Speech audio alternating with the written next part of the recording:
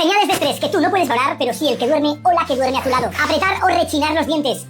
Y sí, el bruxismo es una señal de estrés que solamente puede valorar quien duerme contigo, pero es también muy importante que sepas que el bruxismo solo se maneja, más no se cura. Y no empieza en los dientes, empieza en el cerebro. Y es que el estrés mantiene a tu cuerpo en alerta incluso cuando duermes. Esta tensión se descarga en los músculos de cierre de la mandíbula, por eso aprietas o rechinas sin darte cuenta. Y si bien es cierto que la férula de estabilización o guarda oclusal no elimina el bruxismo, sí funciona para proteger los dientes y disminuir la carga en los músculos. Imagínate a la férula o a la guarda oclusal como si fuera un casco de bicicleta. No va a evitar que te caigas, pero sí evita que te rompas la cabeza. Así que si no se quita el estrés y el origen neuromuscular, el bruxismo no se va a quitar. Conclusión: tratamiento dental más manejo del estrés, control real.